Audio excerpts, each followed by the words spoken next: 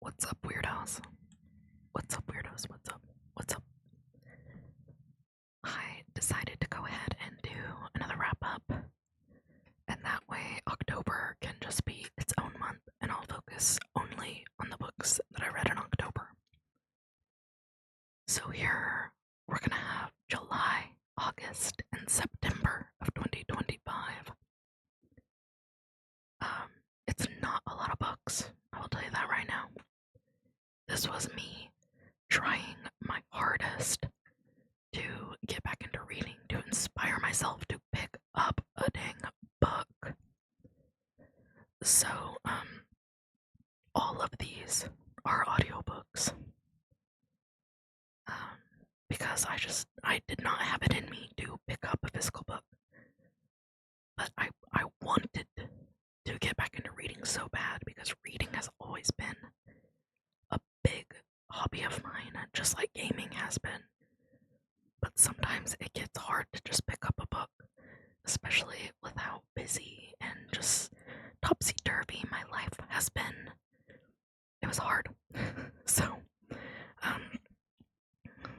surprise. I read 0 books in July. Oops. Also, I know that cat is sad, but gosh, that's so freaking cute. If you're looking at the screen, you could just be listening to this, but yeah, it's adorable. I had to use that when I saw it. But yeah, no books in July. Like I said, did not read a lot in these 3 months, and you're gonna really see that once we get to the next 2 months. So, 2 books for August.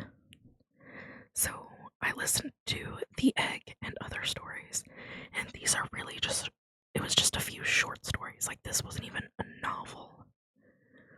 But I've been wanting to get into Andy Weir, and I saw this available on Audible, and I was like, you know what? Let's just freaking listen to it. Let's try to get in any kind of reading in any format I possibly freaking can, and I want to read more of this author anyway. So this just let me dip my toes into the world of Andy Weir, you know? So I really liked these short stories. Whenever I finished the last one, I found myself going like, what the heck, that's it, there's no more. Like, I need 30 more short stories, dude. Like, come back. But yeah, if you haven't read anything by Andy Weir and you want to check him out, I would recommend reading or listening to The Egg and Other Stories. I'm pretty sure it was free with an Audible subscription. So if you use Audible like I do, then go listen to it if you haven't. So I only read 2 books in August, so that was the first one, if you can even call it a book, and the second one is 6 of Crows. If you watched or listened to the wrap-up I did for the first half of 2025, you know that I buddy read the Shadow and Bone trilogy with my friend Nicole. And so, she got way ahead of me because I've been struggling to read. So she already finished rereading the books, but I finally caught up. I listened to 6 of Crows as an audiobook since I couldn't get myself to just pick up a physical book. I think I read the first chapter as a physical book, and then the rest was audiobook. And it was actually really good. I think I gave it like 4.5 stars. I really loved Nina and Matthias. They were my absolute favorites. I also really like Kaz and Jesper. I'm not gonna lie, Inej kind of annoys the heck out of me. I'm not a big fan of her. She's not terrible, but she's kind of annoying. Pretty much everyone else I like though. But I especially love Nina and Matthias. They're my favorites.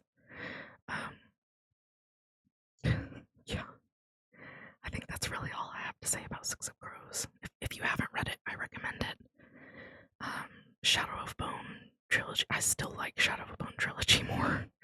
I'm sorry. Nicole and I disagree on that. She loves the Six of Crows duology more, and I love the Shadow and Bone trilogy more. Just is what it is. We have slightly different tastes. We have really similar tastes in some aspects, and then not so much in others. So we differ on that. If you're listening and you've read them, let me know which one you prefer, or if you've only read one of them, let me know if you liked it, if you plan on picking up the other one, or if they're on your TBR, whatever. So we had one for September. Again, audiobook. Catherine Center's The Love Haters. I really like newer Catherine Center books like this. I really loved this one. I really did. I do understand some controversial takes on it. Like before I read it, before I actually started listening to the audiobook, I saw Goodreads reviews that were saying that they were DNFing before they even hit halfway because the book was talking about like weight and like an eating disorder, essentially. Like she was talking a lot about caloric intake and everything. That did happen somewhere in the first part of the book. It did. However, it was not the whole book. It was a decent chunk. I do think it went on longer than it really needed to. But honestly, with Catherine Cinder's writing style, that's just how things come out for her sometimes. She gives you details. She focuses on people's lives. She doesn't skim past something. And in this case, the main character did have some issues with her body, which is relatable. But it did not take up the whole book. It did not focus on it the whole time. It had that chunk where it focused on it, and then it got brought up a little bit, just like body image wise, and her best friend trying to make her choose things that she likes about herself, but it did not focus on the calories like it did in that scene. So in my review on Goodreads, I told people to please give it another chance if that's why you DNF'd it. So if you've heard stuff about this book and like you chose not to pick it up because of that, I urge you to give it a shot anyway. That chunk of the calorie stuff, you can honestly skip that part. Like, read the first bit of it, and once you realize it's going into that, skip past it. It's not that important. It gives you a look into the main character's brain, and then you really don't need to read the rest, especially if that's super triggering for you. Just move on, go past it, enjoy the rest of the book. So yeah, that was my one for September, and none for Gretchen Wieners. So next up, oops, I formatted that wrong. These are the two books I'm currently reading. Crooked Kingdom. So it was literally just 3 books for those 3 months. So I figured I'd go into what I'm currently reading as of recording this video. Crooked Kingdom on audiobook, just like Six of Crows. I'm 40% through. It's good. I still prefer Nina and Matthias. I could do without Inej. I love Cass. I love Jesper. Oh, Sissy's joining us. Okay. The Serpent and the Wings of Night. I'm reading on Kindle Unlimited on my Kindle. Hello, Sissy. I am really, really into it. Both of these books will be a minimum of 4 stars. I'm guaranteeing that right now.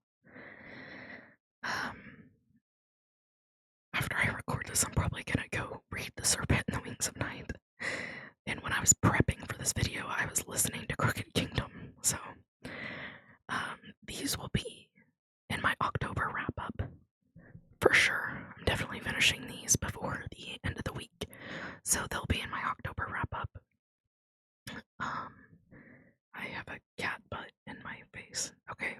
you, Sissy.